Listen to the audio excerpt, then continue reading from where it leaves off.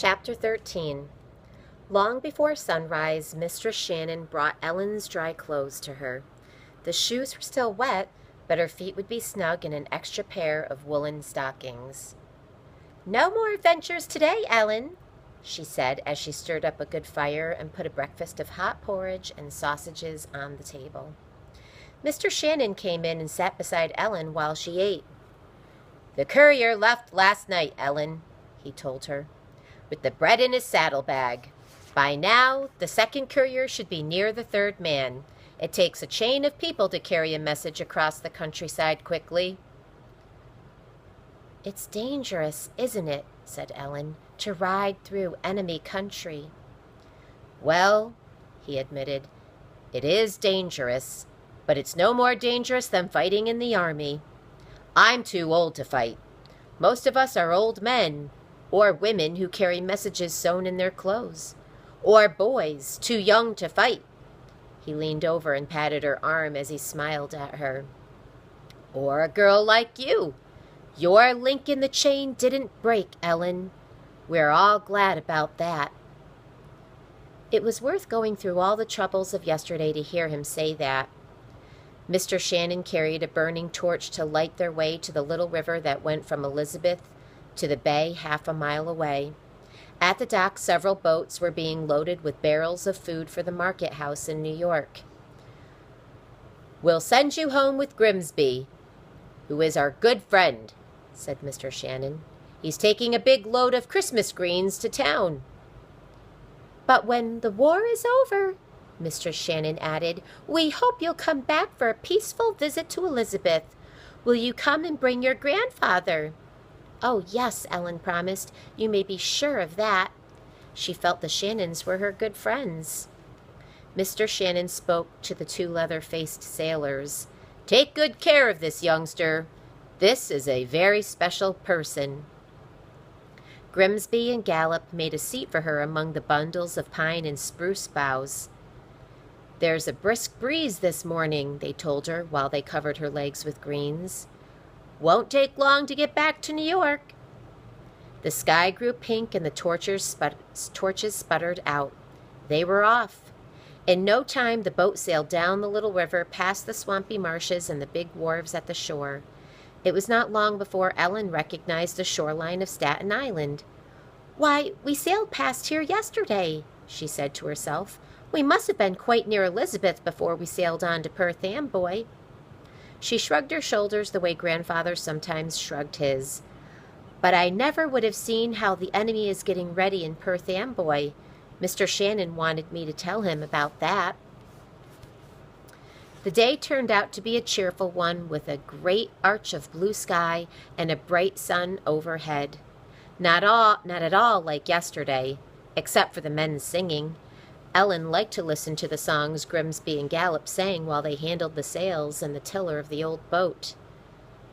"Sing right up, boy," Grimsby called to her. "Oh, my name is Captain Kidd, who has sailed, he sang out. Ellen sang the refrain, who has sailed, who has sailed?"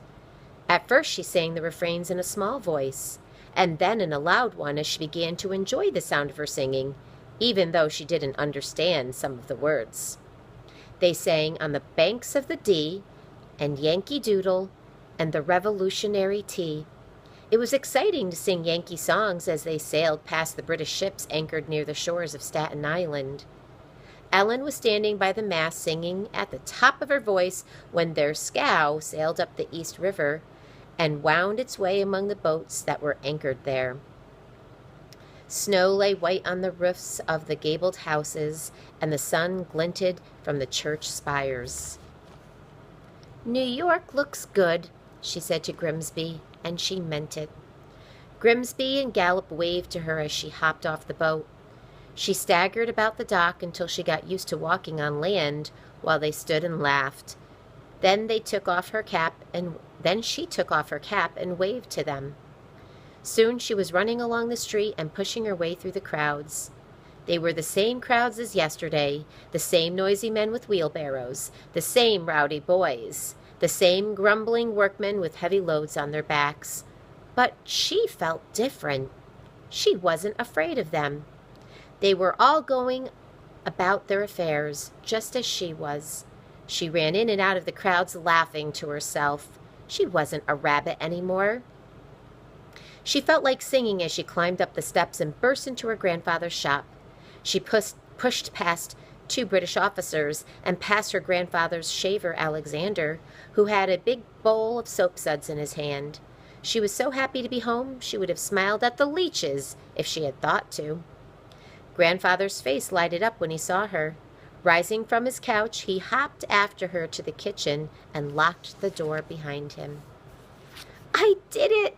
Ellen cried in a loud whisper as she kicked off her shoes and danced about the room. "I did it! I did it!" She grabbed her mother's hands and they whirled around together while Grandfather waved the crutch the carpenters had made him. He would have danced too if he had had 2 feet.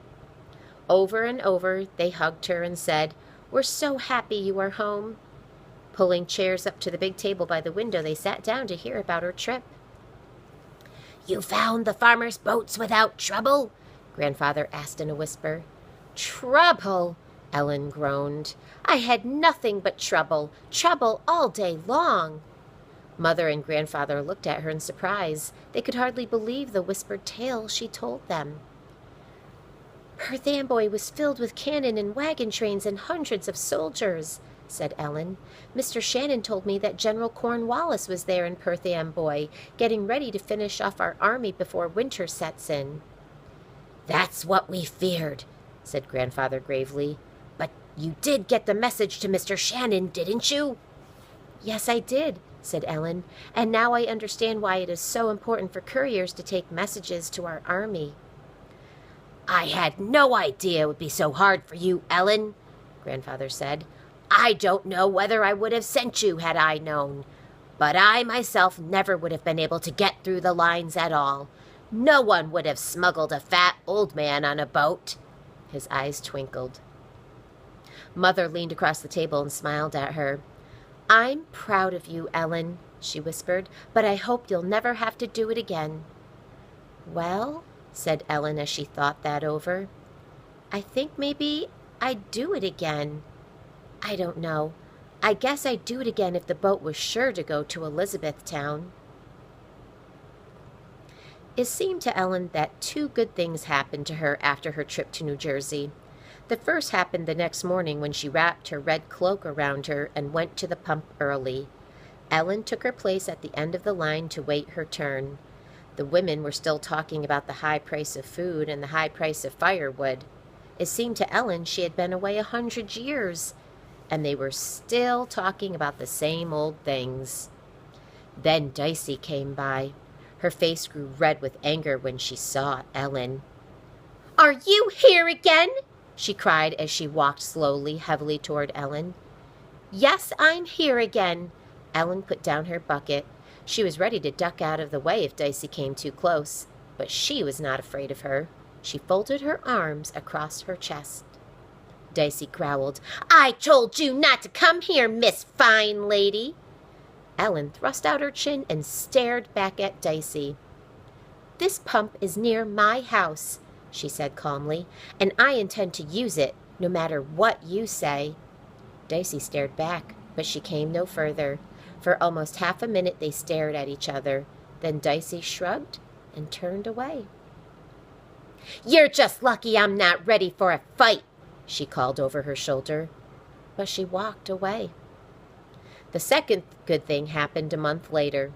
Grandfather's silver snuff box came back to him by way of a secret courier. In it was a message that gave them wonderful news. General Washington's small army had crossed the Delaware River from Pennsylvania to New Jersey on Christmas night and had taken the city of Trenton by surprise. Washington had been able to plan a surprise attack because he had learned so much about British plans from the Patriots in New York and the couriers who had carried their messages. Then he and his army had moved on to another victory at Princeton early in January and had time to fortify winter headquarters in Morristown behind the Wachtung Hills in New Jersey. And there was the news of Ezra Toliver. He was a sergeant now and was safe and well in Morristown. They hugged one another for joy when they heard that. In the snuff box there was also a folded piece of paper marked for Toliver. To Ellen's surprise, she found inside a tiny silver locket. She never knew who sent it to her, but since she didn't know, she liked to pretend it was from the general himself. And who knows, perhaps it was.